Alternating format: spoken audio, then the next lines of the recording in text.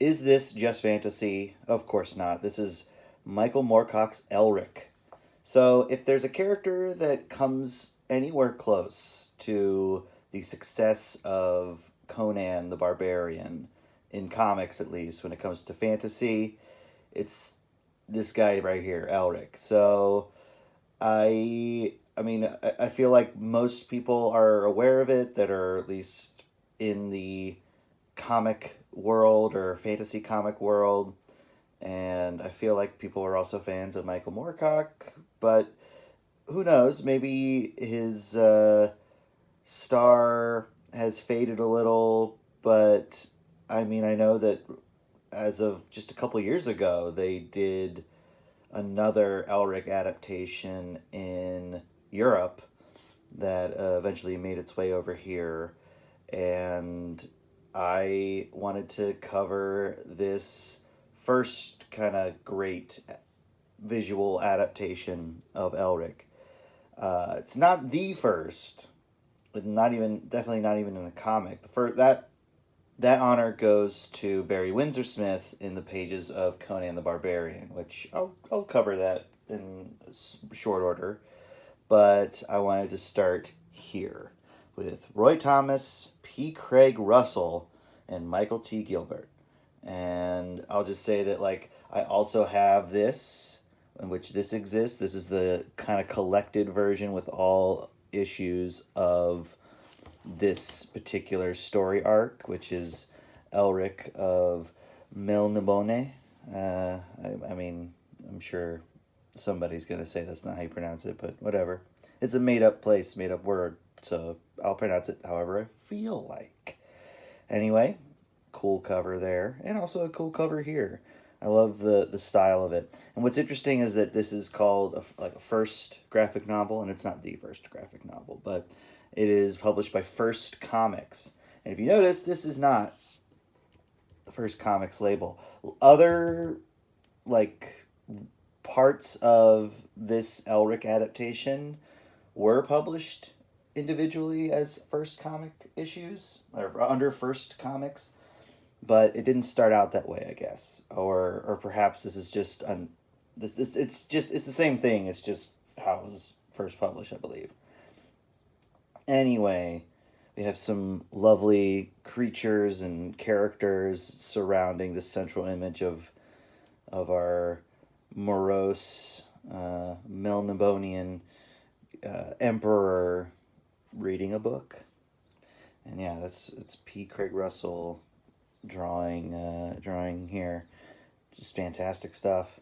But we're gonna go through it. Now, I put this pretty high on the list of impressive fantasy comics. It's just coming down to just the visual representation of it, because I really think that the team of Michael T. Gilbert and P. Craig Russell are just wonderful. Because yeah, Michael T. Gilbert he's doing pencils and colors as well, and then also P. Craig Russell's doing like the layouts and some colors.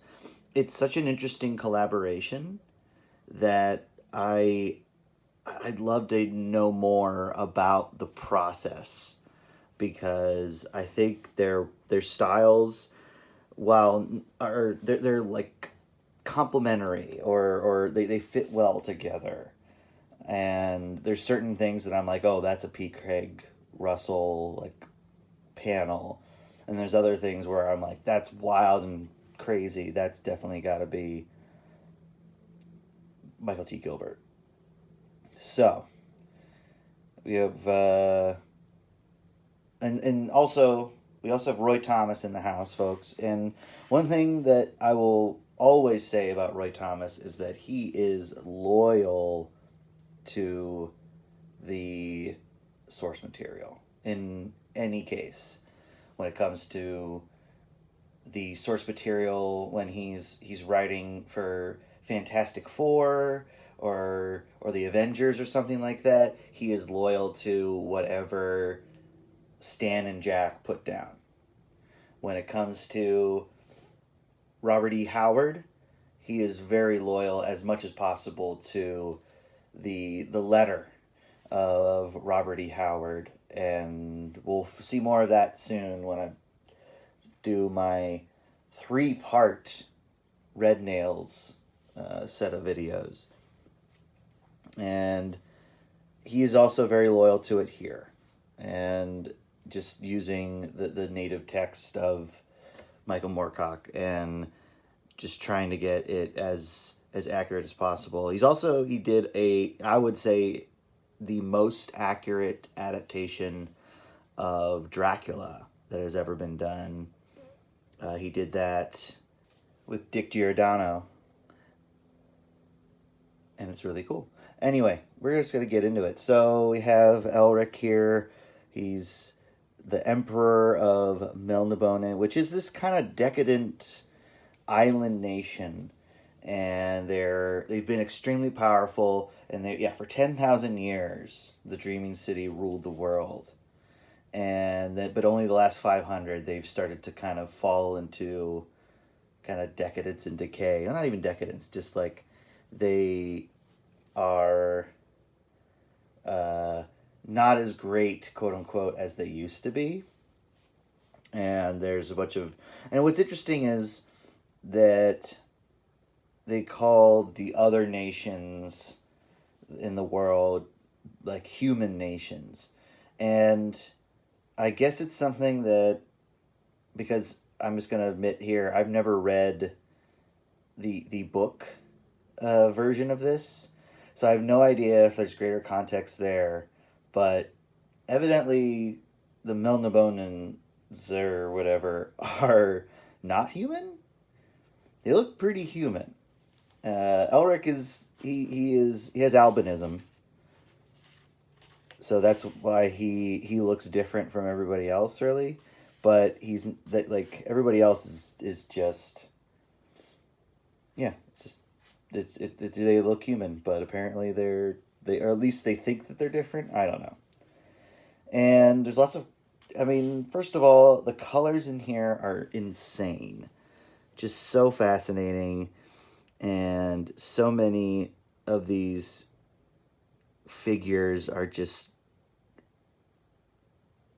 wild and stretched. Look at this crazy, this throne is up here, and there's all these crazy steps to get up there, and I love how stylish it is. And I think the combination of the line art and the colors, it just makes it vibrant, and it also makes it feel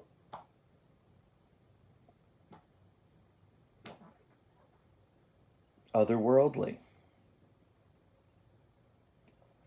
And I think that's appropriate for this kind of story. Also, and I don't want to harp on this right now, but I mean, they do have wildly casual mentions of, like, oh, and then they have these slaves that they're torturing to, like, sing the music that they're listening to right now. I mean, I don't know. At times it's tough to really root for Elric, because a lot of people, and I mean, I think that there's even a quote possibly from Michael Moorcock where he created Elric as a response to a barbarian character like Conan, where he is, and rather than big, buff, and strong, he is cerebral but kind of thin, lithe, and actually he's supposed to be weak, and he needs to take, like, potions to have the strength to do anything. So I'll just sum up quickly the story thus far. He's the emperor of this once great nation, and his cousin Irkun is scheming for the throne and wants to take it from Elric. And they both are magicians of a sort, and also Elric is in love with Irkun's sister, who is also his cousin. Yeah, I don't know. He's got a cool helmet. Yeah, yeah, and yeah, I love all these cool little framing bits. And yeah, the dragon helm is what Irkun is looking for, and basically, he is desperate for power. Irkun, he's our, you could say, the villain of the piece here. And yeah, love this panel. Look at this panel right here. And yeah, and all these long lances. It's I would say it borders on like expressionistic in how they represent things. It's not meant to be necessarily a one-to-one experience. So something that I find fascinating about this, though, as compared to this graphic novel version, is that a lot of this initial sequence, aside from like this first panel right here, is redrawn a little and recolored. So I think it's probably a better scan and print of the original art, but like the color here is of course much different. And what's even more fascinating is that once you open it up, it's clearly more. This is more like this is Michael T. Gilbert over here. This is P. Craig Russell. Way more P. Craig Russell here. And it's like the same scene, it's just depicted two very different ways. And I find it interesting, yeah, for this graphic novel version, they decided, like, I guess P. Craig Russell decided to redraw it. But, like, look at this panel right here. Look at these soldiers. And that's something also about P. Craig Russell. He comes up with a really striking image. Yeah. And then as we go on, it's, again, there's lots of similarities to it. You know, like here's that tall ruby throne here. And then here's but then also like here's like this amazing panel. This like almost Nouveau-esque figure here. I love the cross-hatching here on Elric. And yeah, and everybody's extremely tall in this universe. And I gotta say, yeah, if you're gonna want one of these, this is, I feel like the graphic novel copy, it's just way more accomplished. And also, but also there's similarities, or there's reuses of things. So let's just take a look right here. Here's that panel. See? And it looks like this is so I guess it was like P. Craig Russell's vision or his layout for that panel, but I feel like this is Michael T. Gilbert's like finish on it, and this is P. Craig Russell's finish on it. So it's the same panel, you know, the faces and stuff, but like slightly different on both figures and stuff like that. I just find that, yeah, there's another one that's just the same panel but just slightly different. This one's here. So it's interesting. It's like it's been rearranged, or I would probably say better yet, it's been redrawn. But it's just very interesting. And then here, this page right here, we have Cimmeril, or not Cimmeril, whatever her name is. She's present here, or at least more obviously present than she is here. She's not present here, I guess. But yeah, we have just like this same panels just shown differently, colored differently. And yeah, this last panel on the bottom is the same. And again, both color jobs are really good, but and it's hard to say which one I like more. This one maybe has a little more clarity, but this one is just very vibrant. And I really like that. And I can see the strokes in here, the color. So yeah, very fascinating.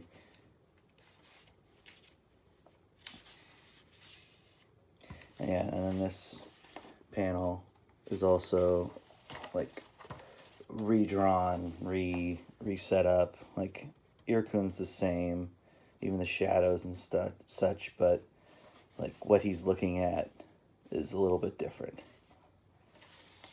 But yeah, but like that's the same. These panels are the same. It's so interesting seeing two takes of the same thing. And it just looks like this is, I mean, I don't even know. It's hard to even say, like, it's not even that it's like a little rougher. It's just, it's a little different. Anyway, I will move along, but just note that these are different, you know, ever so slightly, whatever. But both are great. Both, I think, are really cool, and I recommend you checking out both. But anyway, let's continue on. Basically, we have a lovely little respite with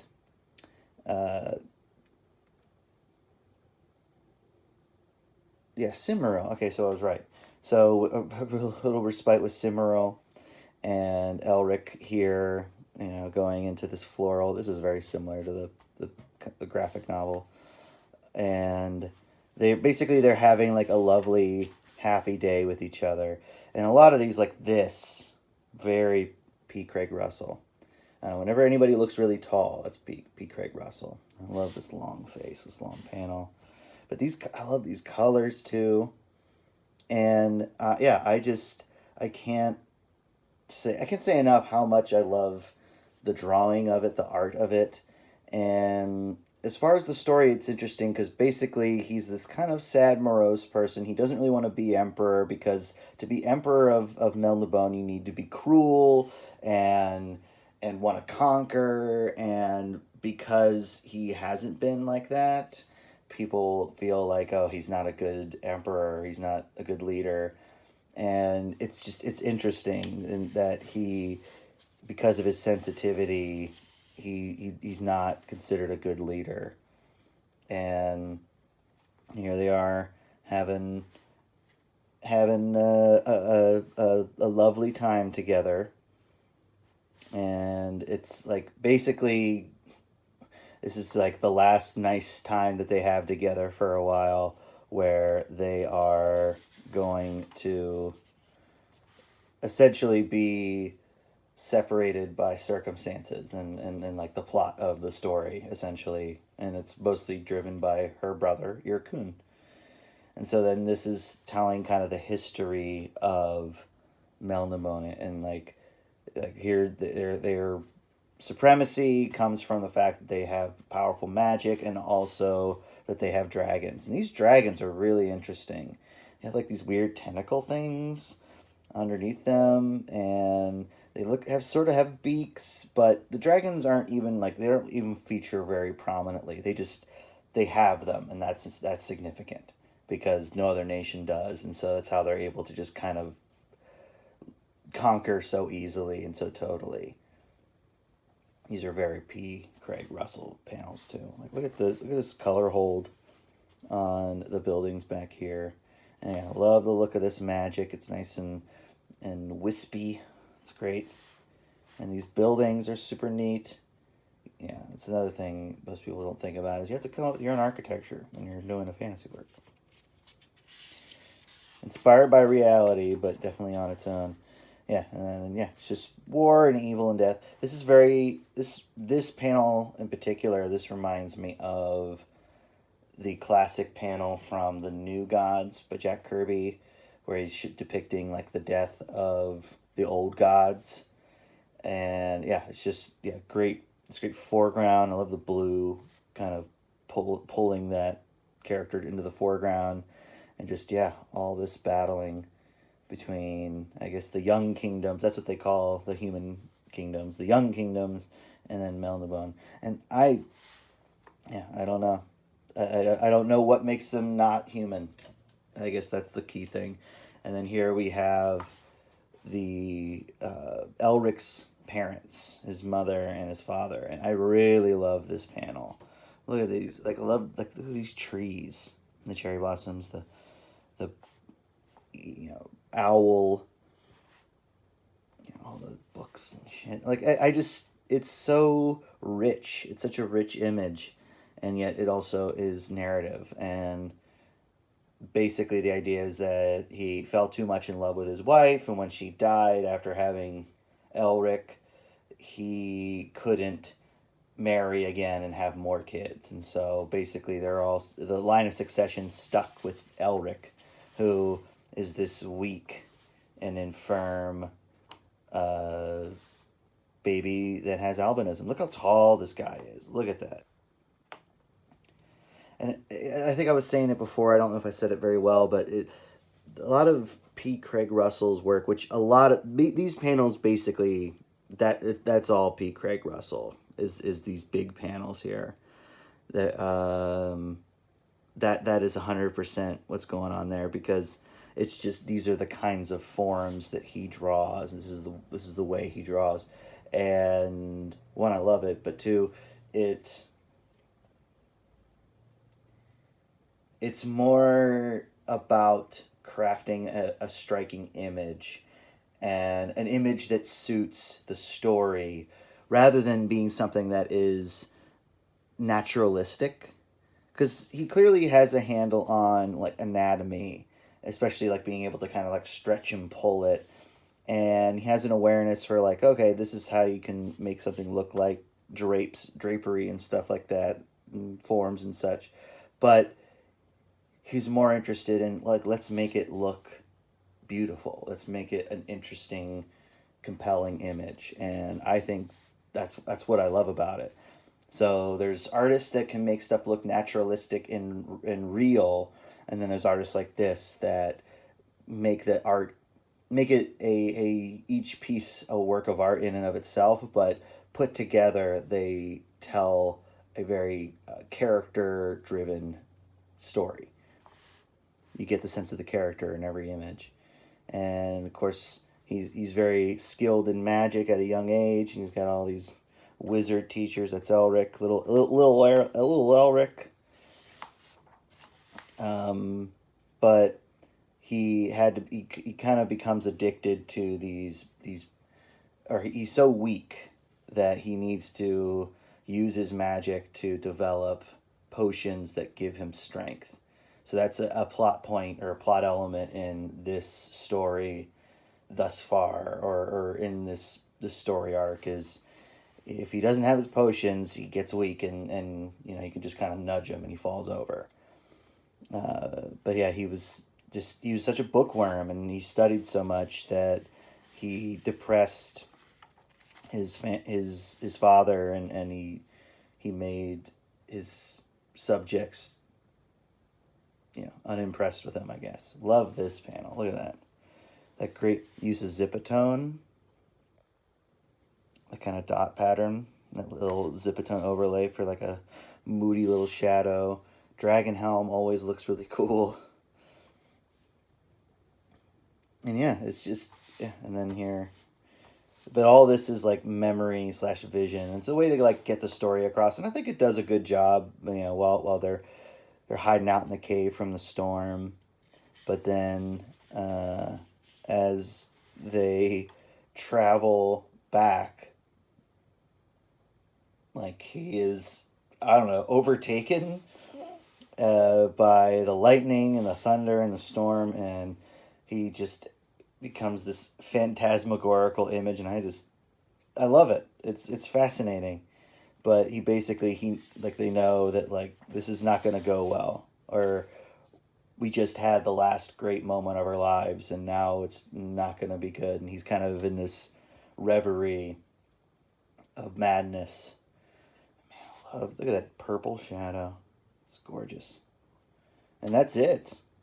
And also, good old Jack Kirby and his Captain Victory.